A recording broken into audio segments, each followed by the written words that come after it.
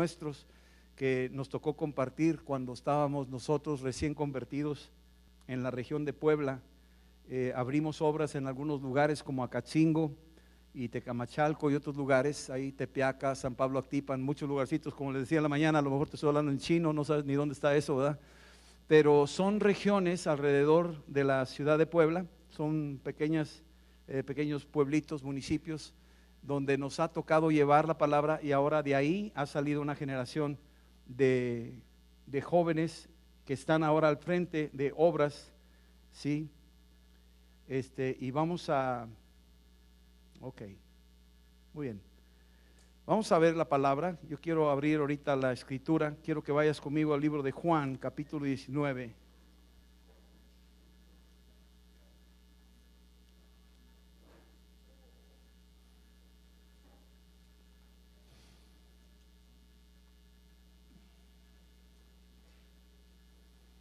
Juan, capítulo 19.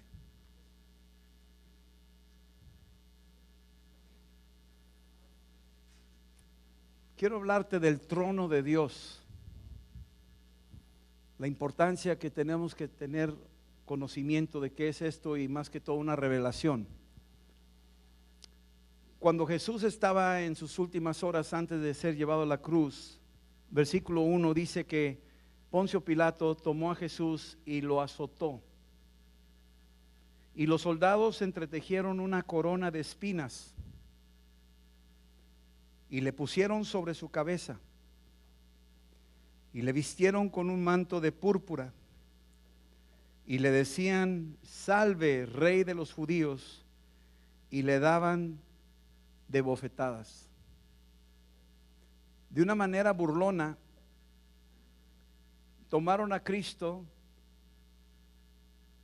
y como él decía que era rey y los mismos fariseos lo acusaban de que él decía que era rey,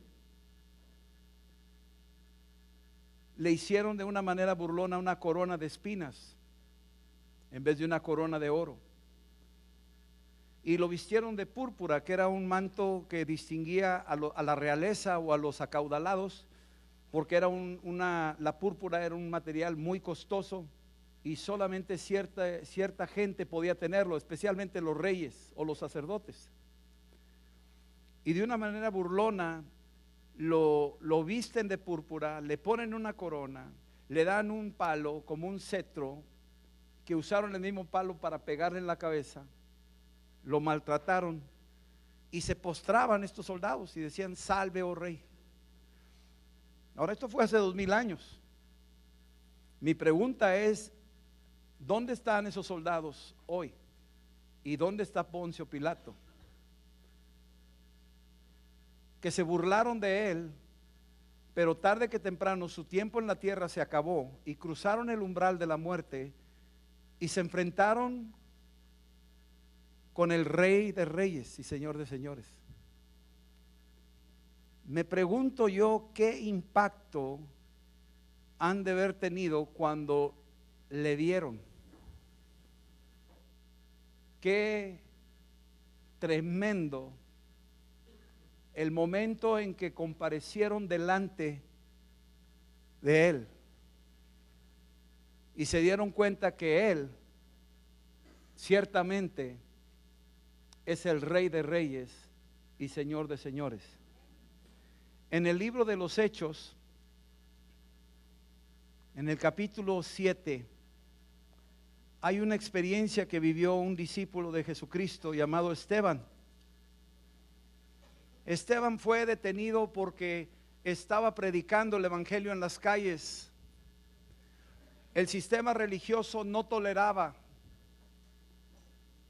que la gente oyera de Jesucristo, y se opusieron a Esteban y lo detuvieron y se lo llevaron. Pero Esteban tenía una unción del Espíritu Santo, tenía una sabiduría sobrenatural y había poder del Espíritu en su vida. Él ejecutaba señales y prodigios, había cosas extraordinarias en él. Él era un simple mesero de la iglesia del primer siglo, era un simple mesero junto con otros 6. Y en el capítulo 7 es una historia muy interesante. Si tienes tiempo, escúchala, la tenemos en internet. o bien léela aquí en la Biblia, pero dice aquí en el versículo 54, bueno, desde el versículo 51, Esteban está delante del sistema religioso de su tiempo y está hablándoles duro y a la cabeza. Primero con mucho respeto, pero poco a poco va agarrando una tonalidad diferente su conversación.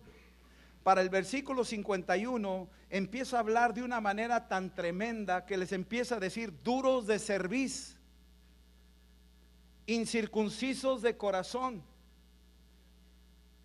y de oídos, ustedes resisten siempre al Espíritu Santo, como vuestros padres, así también ustedes resisten al Espíritu Santo. Algo que le dolía a Esteban era la manera en que se oponían a la verdad, se oponían al Espíritu Santo. Versículo 52, ¿a cuál de los profetas no persiguieron sus padres? Sus padres eran conocidos porque habían quemado, aserrado, matado a diferentes profetas en el pasado, en los siglos pasados. Uno de ellos fue Isaías, fue aserrado. Otro de ellos fue Jeremías, fue tirado en un pozo, en una cisterna llena de cieno, a punto de morir. Y hay muchos otros. Zacarías, que murió entre el atrio y el templo, fue asesinado por los mismos religiosos. El sistema religioso había hecho todo un proceso para eliminar a los que pregonaran la verdad. Y él está hablándole directo y a la cabeza a ellos. Y dice aquí claramente: mataron a los que anunciaron de antemano la venida del justo, de quien ustedes ahora habéis sido entregadores y matadores. Vosotros que recibiste la ley por disposición de ángeles y no la guardaron, no guardaron la Biblia, no guardaron la palabra, guardaron las tradiciones, pero se olvidaron de la palabra. Versículo 54, oyendo estas cosas, se enfurecían en sus corazones y crujían los dientes contra él. Cuando crujían los dientes, yo quiero que entiendas una cosa. Hay pasajes de la Biblia, por ejemplo, en el libro de Marcos, capítulo 9, cuando Jesús echa fuera el demonio de un niño que cae en el fuego y cae en el agua. Dice que crujían los dientes, echaba espumarrajos. Y aquí crujían los dientes de los religiosos, y me da a ver de que era muy probable que estuvieran poseídos por demonios. Es una síntoma típico cuando hay un espíritu adentro de la persona. Los iracundos, la gente que es iracunda, le crujen los dientes y tiene un espíritu de ira. Tiene que ser librada esa persona. Versículo 55, y aunque crujían los dientes, Esteban, lleno del Espíritu Santo, noten la diferencia, lleno del Espíritu Santo, puestos los ojos en el cielo, vio la gloria de Dios, vio la gloria de Dios. Se abrió el cielo y vio la gloria de Dios y a Jesús que estaba a la diestra de Dios. El cielo se abrió y Esteban vio el trono de Dios, lo vio. Vio la gloria de Dios y vio al que estaba sentado a la diestra, vio a Jesucristo y dijo: he aquí veo los cielos abiertos y al Hijo del Hombre que está a la diestra de Dios. Se abrió el cielo y vio el trono de Dios. ¿Sabes tú que el trono de Dios es real y está ahorita aquí, en tal punto donde si el Espíritu de Dios quisiera, te podría abrir para que tú pudieras ver que ese trono es real y lo podrías contemplar desde la tierra?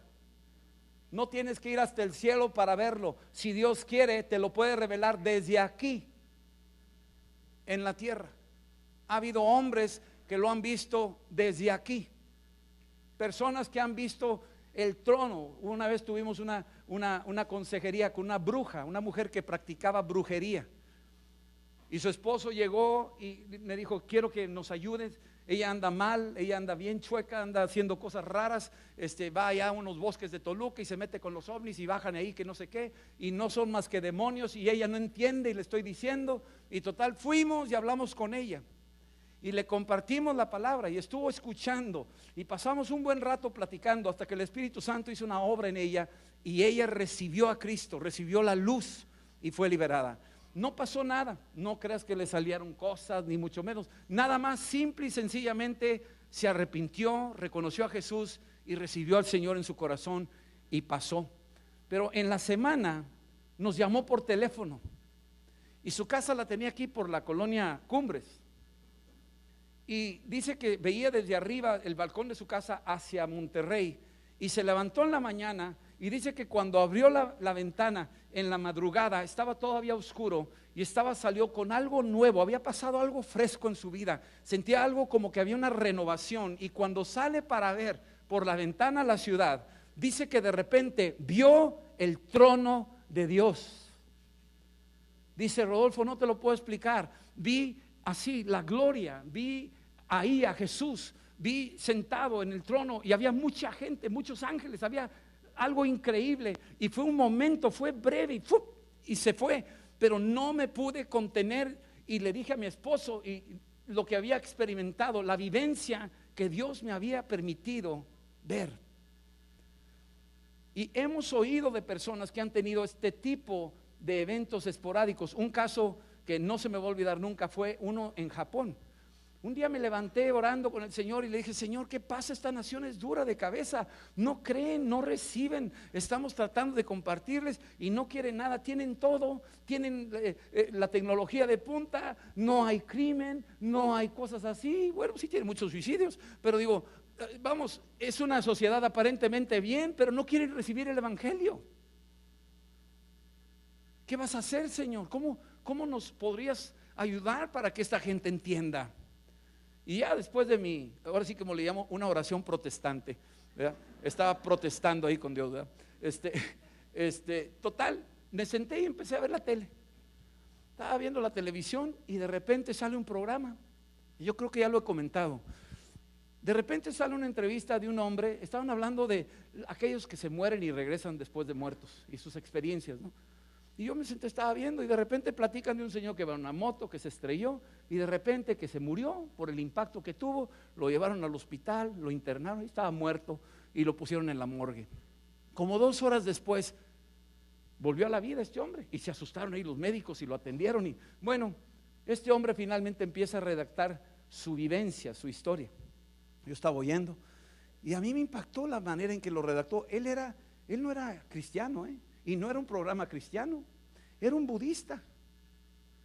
Y dice: me vi por un túnel, era un túnel de luz, y cuando llegué al final del túnel me encontré con un lugar grande, había un trono muy grande y había un ser ahí, parecía un Buda, porque allá le llaman Daibutsu. Daibutsu es de esas estatuas gigantes, miden a veces 15, 20 metros de altura, allá en Japón, son los ídolos de Buda. Dice, era como un Daibutsu, pero no era Buda. Dice, el que estaba ahí sentado más bien era Jesús.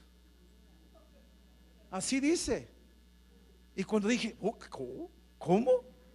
Dije, oye, este cuate está trabajando para nosotros.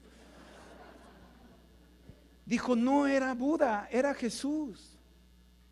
Dice, estaba en el trono, pero era tan grande, era tan blanco, era tan lleno de luz. Dice, no te lo puedo describir, pero yo me sentía una hormiguita, una cosa de nada, y ante la majestad de aquello, y estaba usando palabras, oíme, estaba usando palabras que yo dije, wow, mano, este cuate leyó Isaías, leyó Apocalipsis, o sea, algo. No, él no sabía nada. Y de repente le pregunta, le dice, permíteme regresar y te serviré. Perdóname, me arrepiento. Y cuando está haciendo esta declaración, dice que nomás levantó la diestra. Piénsalo. No habló, nomás levantó la diestra y le hizo así. Y nomás levantando su diestra, se regresó y despertó en el hospital, en la morgue. Y ya lo dieron de alta y salió, y a la semana fue a un lugar, a una iglesia bautista allá en Japón, con un pastor bautista. Y fue y se presentó y le dijo, oiga, mire, me pasó esto, y ya le explicó al pastor bautista. Y el pastor bautista, ni tarde ni perezoso, dijo, ¿sabes qué? Dios se te ha revelado, tú necesitas un encuentro con Cristo. Recibió a Cristo, lo bautizó, y ese hombre se dedica, él es director de unos orfanatorios donde recogen a niños que estaban por abortar y él los recoge. A eso se dedica hoy. Todo eso fue en un canal secular, a una hora donde tú dices, pues estos son los mejores programas, pues ahí, sin querer queriendo, como que Dios me dijo, ¿tú crees que no estoy trabajando? ¿Tú crees que te estoy esperando a ti o qué? Yo también hago mi chambita, o sea, yo mando mis sueños y visiones y mis experiencias a quien yo quiero con un propósito para que sepan quién soy yo. Pero lo que me impacta es que se abrió el cielo y este hombre vio el trono de Dios. Yo quiero que veas algunas cosas, por ejemplo, Isaías capítulo 6. En Isaías capítulo 6, Isaías tiene una experiencia también de esta naturaleza, versículo 1. Isaías 6, dice la escritura, versículo 1: en el año en que murió el rey Usías, vi yo al Señor sentado sobre un trono alto. Fíjate nada más la descripción, sentado sobre un trono alto. Está hablando el profeta Isaías de una experiencia sobrenatural donde él ve en visión el trono de Dios, un trono alto, dice la escritura, un trono sublime. Esto fue escrito aproximadamente 300 años antes de Cristo, hace 2300 años, antes de que este japonés tuviera esa experiencia. Isaías ve un trono alto y sublime, un trono grande. Y acá en el otro lado del mundo, un hombre que ni conoce nada de Dios, de repente se encuentra delante de un trono alto y sublime. Versículo que sigue, dice, y sus faldas llenaban el templo. Por encima de él había serafines, cada uno tenía 6 alas, con 2 cubrían sus rostros, con 2 cubrían sus pies y con 2 volaban. Hay niveles de ángeles, hay arcángeles, hay ángeles, hay querubines y hay serafines. Y probablemente hay otra variedad dentro, otra jerarquía dentro del ejército de Dios. Pero estos serafines tienen 6 alas y no las tienen de adorno, tienen un propósito. Y dan como la impresión, y según los estudiosos, son porque tienen alta velocidad de respuesta cuando Dios manda una orden. Se presentan de una manera tan veloz y tan fugaz, tan rápida, tan instantánea, que el ojo humano no lo puede percibir, no lo detecta. Y esos están pegados al trono y están oyendo el corazón de Dios. Y están diciendo, dice aquí la escritura, el uno al otro daba voces diciendo, santo, santo, santo, Jehová de los ejércitos, toda la tierra está llena de su gloria. Santo Padre, santo Hijo, santo Espíritu Santo. Dios es Padre, Hijo y Espíritu Santo. Están dándole gloria 3 veces a la Trinidad, aunque la Biblia no usa la palabra Trinidad. Pero el concepto de la Trinidad está ahí: el Padre, el Hijo y el Espíritu Santo. Y los ángeles están glorificando día y noche, santo, santo, santo. Y esta declaración la vemos después en el libro de Juan, en Apocalipsis. Y dice que los quiciales de las puertas se estremecieron con la voz del que clamaba y la casa se llenó de humo. Entonces dije, ay de mí que soy muerto, porque siendo hombre inmundo de labios y habitando en medio del pueblo que tiene labios inmundos, han visto mis ojos al Rey Jehová de los ejércitos. Fíjate, lo que está diciendo Isaías es, me presenté en visión delante del trono de Dios, lo vi y nada más de verlo, su gloria, su pureza, su santidad, la blancura de su belleza, me hizo sentir una persona indigna de estar delante del trono. Ahora piénsalo, Isaías es un profeta de Dios, es el que habla de parte de Dios a Israel. Se supone que es un ungido, que es un santo, pero de esos canonizados. ¿Me estás entendiendo? Y sin embargo, cuando está delante del trono, se siente inmundo, se siente sucio, se siente vil por la gloria de la majestad de Dios. Este japonés que yo te estoy diciendo no es un cuento de hadas. Él se sentía indigno de estar delante del trono. Y siendo aún profeta, hay cosas que el mismo profeta confiesa y dice: porque soy un hombre de labios inmundos. Yo no sé qué habrá dicho Isaías ese día. A lo mejor soltó una palabrita por ahí. A lo mejor hablaba como el pueblo hablaba, porque ahí dice que estaba habitando en medio de un pueblo de labios inmundos. Y todo esto es una examinación. Cuando estás delante del trono, el trono viene como una radiografía sobre tu vida y te lanza una radiografía donde te das cuenta de tu condición. Y todo lo que el profeta Isaías podría haber dicho eran trapos de inmundicia. Todas sus obras para delante del trono de Dios eran como trapos de inmundicia. No eran suficientes para permitirle tener acceso al trono. Algunos creen que por sus buenas obras se pueden acercar al trono.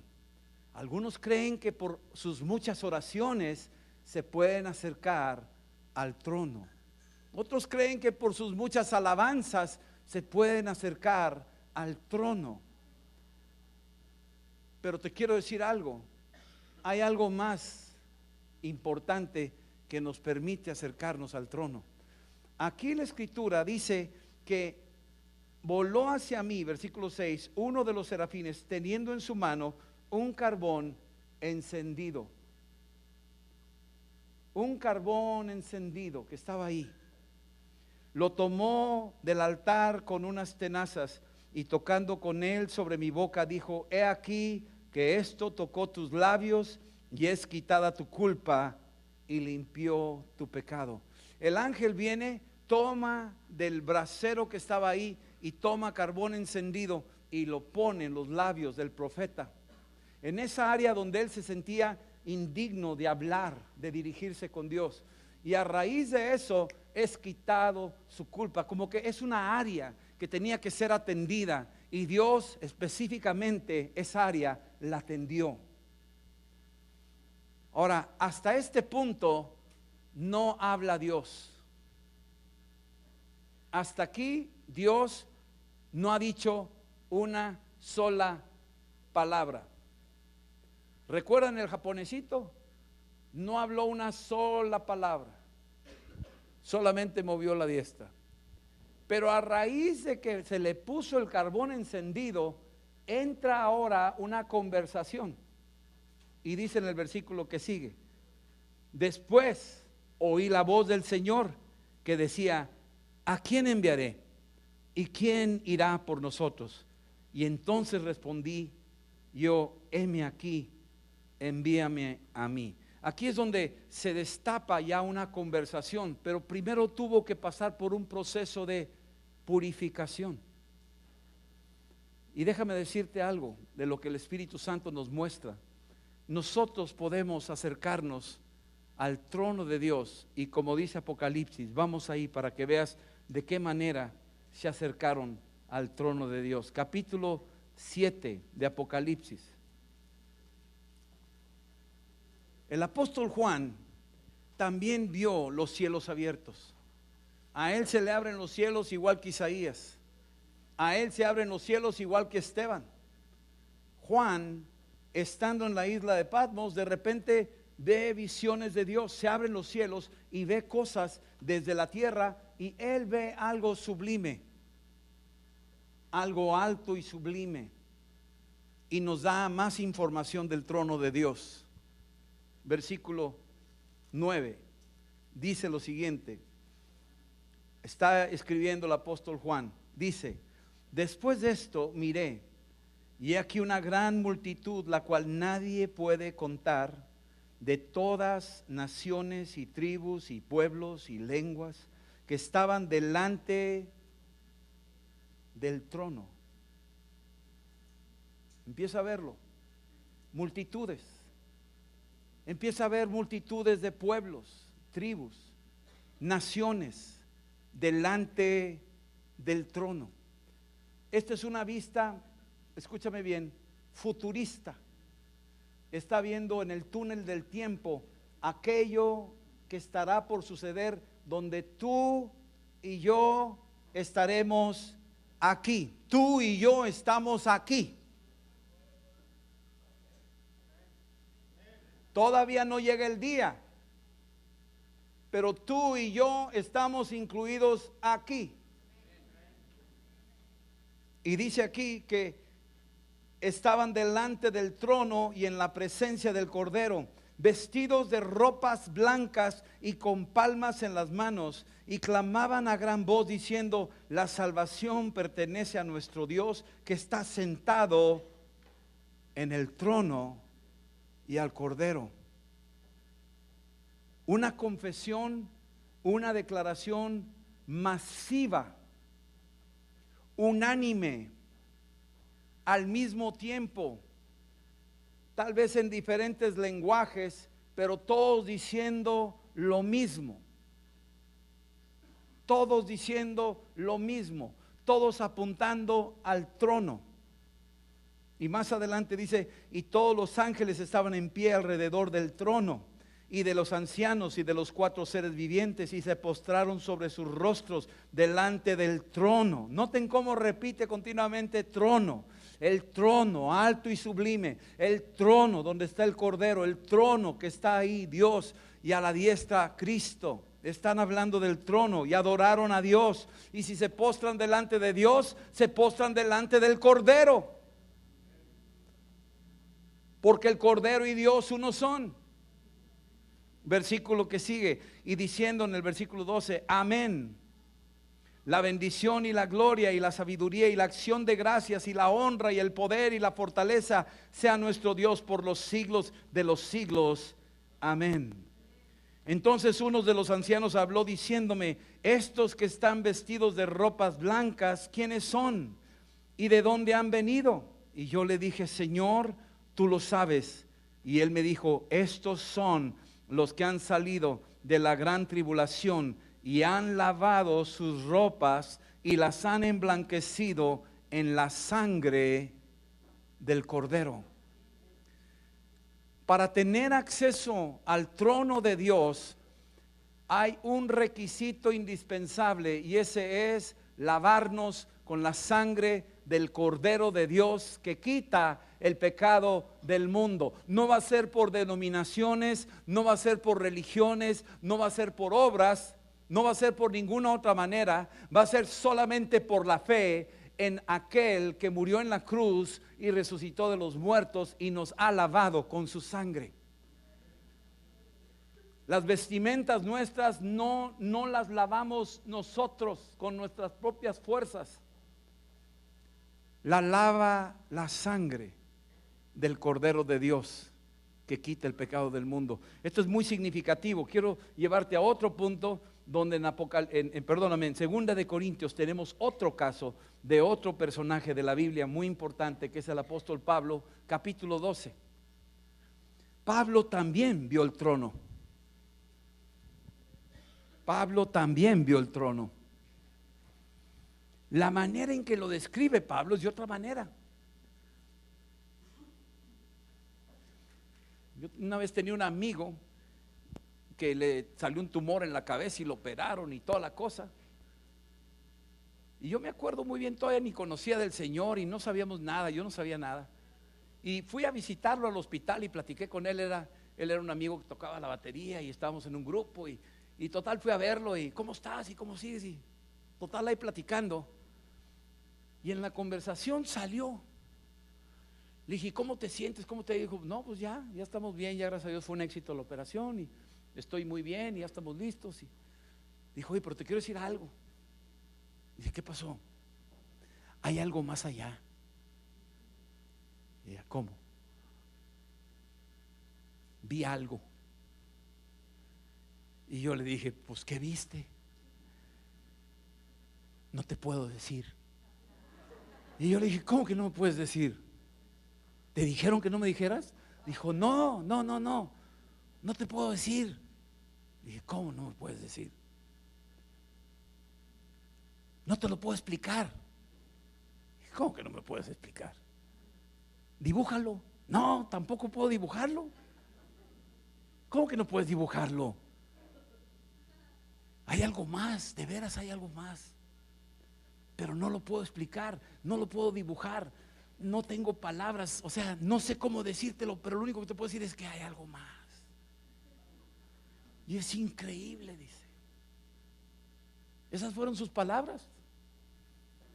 Y en este capítulo 12 el apóstol Pablo fue apedreado en el libro de los Hechos y quedó muerto o semimuerto, no sabemos con precisión, pero según la escritura en el libro de los Hechos del 14 en adelante, nos platica cómo salieron y los agarraron a pedradas y apedrearon a Pablo y quedó como muerto, y los discípulos lo rodearon, oraron por él, volvió en sí y luego ya lo internaron en la ciudad y luego se fue a otro pueblo.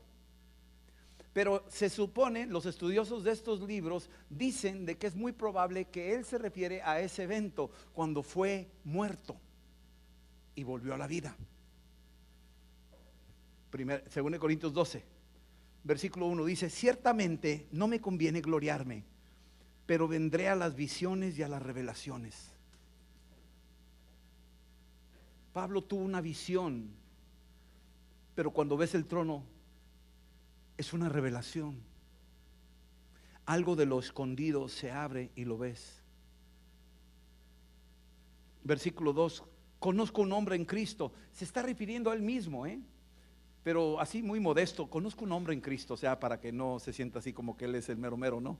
Juan el amado dice, ahí al que el Señor amaba, al discípulo que el Señor amaba, estaba ahí pegado con él, pero se estaba refiriendo a él mismo, nomás que es muy modesto Juanito, y entonces no quiso ahí, ¿verdad?, robar cámara. Pero en el versículo 2 dice: conozco un hombre en Cristo que hace 14 años, si en el cuerpo no lo sé, si fuera del cuerpo no lo sé, Dios lo sabe, fue arrebatado hasta el tercer cielo.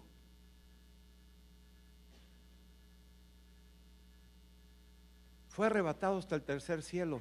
Este cielo, el que tenemos nosotros, lo podemos ver con un telescopio. Se han lanzado naves para llegar a ciertos lugares de nuestra galaxia, y ahí va el hombre explorando los planetas y tratando de más a más expandirse sobre este primer cielo. Este es el cielo visible, que puede ser medible hasta cierto punto con algunos aparatos. Este es el primero. El segundo cielo, que se conoce en Efesios 2, son los aires, las regiones celestes, donde están las grandes batallas, donde Satanás y sus ejércitos se están peleando con los ejércitos del Dios viviente, y donde la iglesia aquí en la tierra está orando y estamos presentando batalla. Hay una batalla en el segundo cielo sobre Monterrey.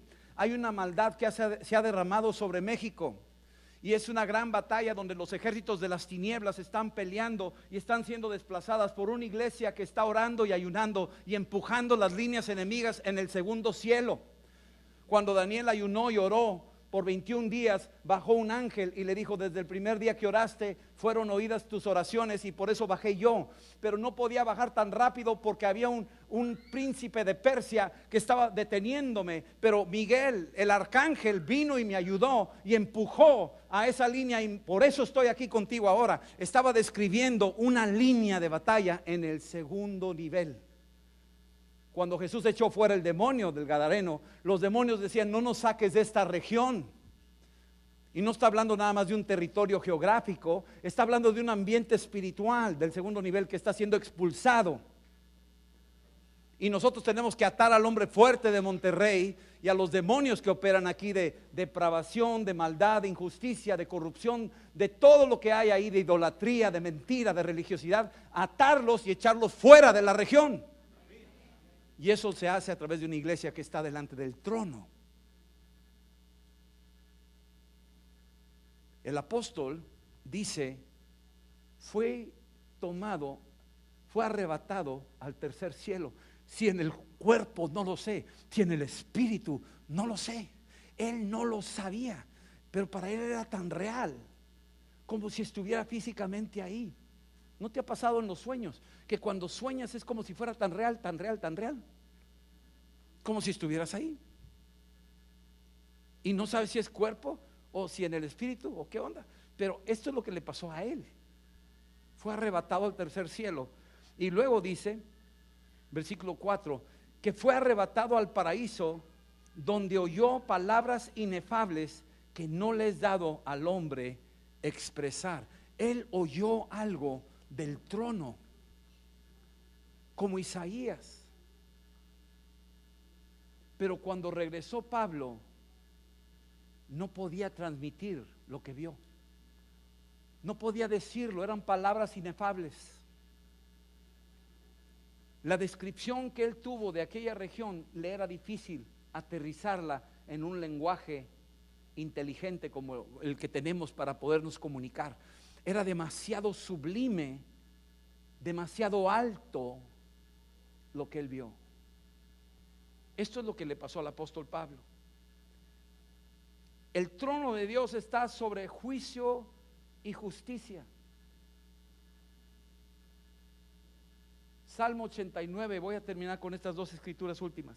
Salmo 89, quisiera darles una tercera si hubiera chance, pero el Salmo 89 te dice la descripción del trono de Dios, en que está fundado el trono de Dios. Salmo 89 dice lo siguiente, versículo 13 y 14.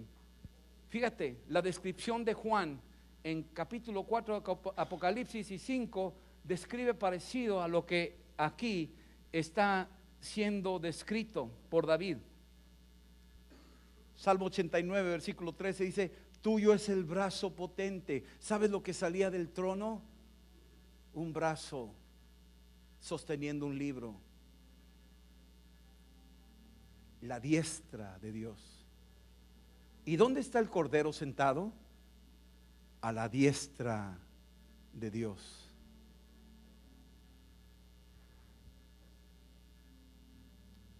Fuerte es tu mano, exaltada tu diestra. Jesucristo es exaltado. El poderoso de Israel es Jesús. Versículo 14. Justicia. ¿Sabes uno de los nombres de Jesucristo? Justicia de Dios. Él es llamado justicia de Dios. 1 Corintios dice eso.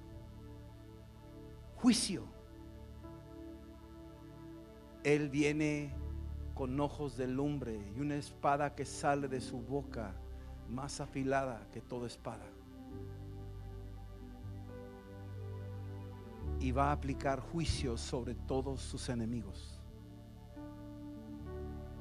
Juicio. Son los cimientos de su trono. Pero también misericordia y verdad. Misericordia quiere decir darte algo bueno aunque no lo merezcas. Eso es misericordia. Darte algo bueno aunque no lo merezcas. Verdad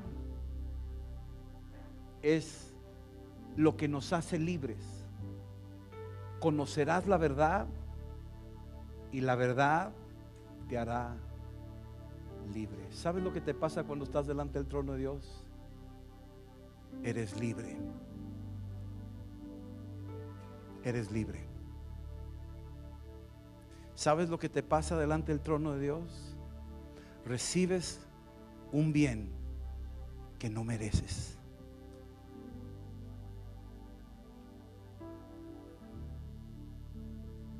Tremendo.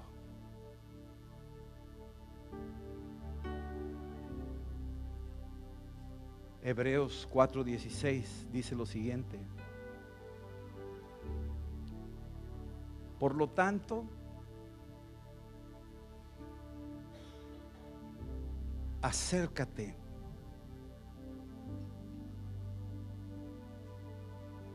acércate.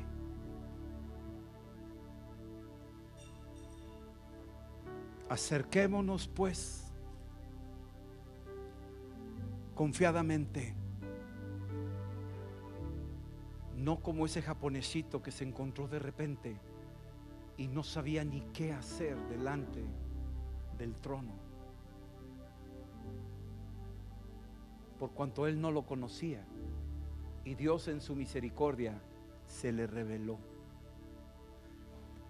Pero si has creído en Cristo y te has lavado con su sangre, estás adecuadamente preparado para acercarte confiadamente al trono de Dios. Acerquémonos pues confiadamente al trono de la gracia. Hay gracia para alcanzar misericordia. Lo que no merecemos, Dios nos los va a dar.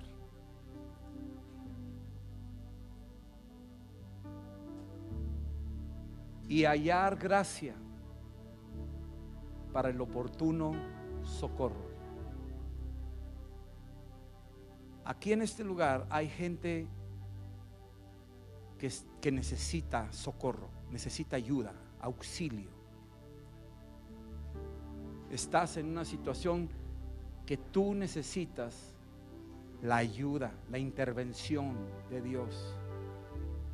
Dice aquí que es oportuno socorro. Llega en el momento menos esperado. Es más, llega antes de que lo pidas. Es tan oportuno que dices tú, wow, está como tratando de quitar una tuerca y dices, ¿cómo le haré? Y volteas, un desarmador dice, wow, qué bárbaro, qué oportuno. Yo necesitaba eso, pero no lo tenía, y de repente ¡pup!, lo encontré y dije, wow, oye, mira qué casualidad. No es casualidad, es el oportuno socorro. Llegó en el momento cuando tú lo necesitabas. Y Apocalipsis capítulo 22. Y con esto yo te quiero pedir que te pongas de pie para que yo te lo lea mientras te pones de pie. Capítulo 22 dice esto. Versículo 1. El apóstol Juan, en una visión en el túnel del tiempo hacia el futuro, está viendo algo poderoso y ve esto. Dice, después me mostró un río limpio de agua de vida. ¿Sabes lo que sale de ese trono? Agua de vida. A los sedientos, dice la escritura, va a haber agua de vida, resplandeciente como cristal, que salía del trono de Dios y del Cordero. En medio de la calle de la ciudad, y a uno y a otro lado del río, estaba el árbol de la vida, que produce 12 frutos cada mes su fruto, y las hojas del árbol eran para la sanidad de las naciones. ¿Sabes lo que sale del trono? Sanidad para ti, para tu familia, para la ciudad y para México y para las naciones. Del trono sale eso. Te digo una cosa, del trono está saliendo eso. Está saliendo eso. Un pueblo que se acerca al trono de la gracia confiadamente es un pueblo que conoce a su Dios, que sabe que Jesús hizo la obra completa, suficiente y total. Él murió por nosotros, Él lo hizo, no lo hizo nadie más que Él. Y un pueblo que conoce a su Dios va a actuar, y de ahí emana la bendición.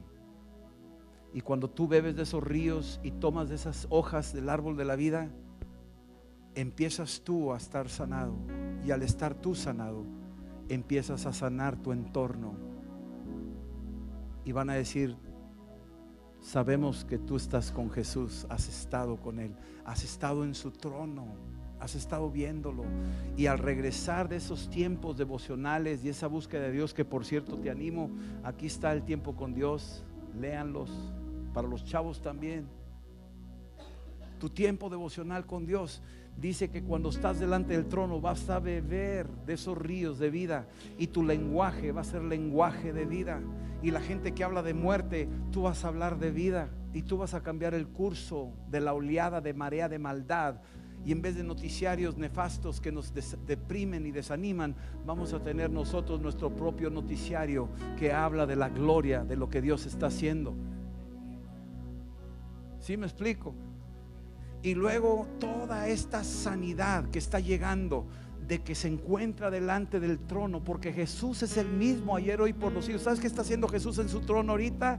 Está intercediendo por nosotros. No hay más mediadores. El único mediador entre Dios y los hombres es Él. El único trono es ese. Y delante de ese trono emana salud. Y los que beben de esa salud se sanan. Y los que se sanan ahora llevan el mensaje de salud a otros. Por eso Jesús se iba a los lugares secretos a buscarlo, al Padre, y bajaba y continuaba su ministerio de liberación y sanidad. Y nos dejó ejemplo y nos dijo: hagan ustedes lo mismo, cada uno.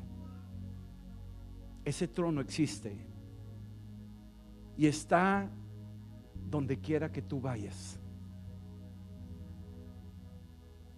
En el momento que menos te imagines, cuando el Espíritu te lo marque, ahí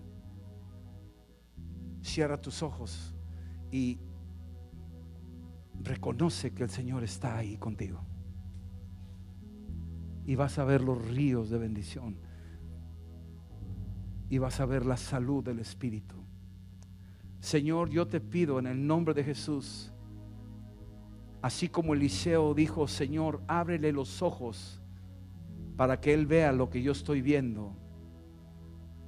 Señor, que tu Espíritu Santo nos abra los ojos para ver lo que tú estás viendo. En el nombre de Jesús nos acercamos a tu trono de gracia para alcanzar el oportuno socorro. Y si hay alguien aquí que no ha recibido a Jesús, que no se ha lavado su vestimenta con ropa blanca apropiada para el encuentro con el Rey que está en su trono sublime y alto, esta es la ocasión más importante. Lávate con la sangre de Cristo, arrepiéntete y dile al Señor que te perdone y que te dé acceso para alcanzar misericordia. Y tú puedes repetir esta oración conmigo ahí donde estás, y dile en voz alta, dile: Señor Jesús, yo sé que estás sentado en tu trono, reinando sobre todo principado y potestad, y vengo a pedirte perdón. Lávame con tu sangre y permíteme acercarme confiadamente a tu trono de gracia para alcanzar misericordia. En el nombre de Jesús, reconozco tu señorío en mi vida y creo de corazón que Dios levantó de los muertos a Jesucristo, el único mediador entre Dios y los hombres. Jesucristo hombre. Ven, Señor Jesús, y permíteme acercarme a tu trono y recibir de ti los ríos de vida y sanidad y salud para llevarlo donde quiera que vaya. En el nombre de Jesús. Amén. Amén. La gracia de Cristo. Amén. Amén. Amén. La gracia de Cristo y su Espíritu Santo te acompañen. Seas lleno del Espíritu Santo como lo fue Esteban, se abran los cielos en tu vida y veas la gloria que vio Isaías y que vio Pablo, y que Dios te conceda en aquel día ser parte de aquel número incalculable de multitud de pueblos, tribus y naciones delante del trono del Cordero inmolado, porque tu vestimenta está emblanquecida con la sangre de Jesús. Amén. Amén. Dios les bendiga. Salúdense. Nos vemos Dios primero. La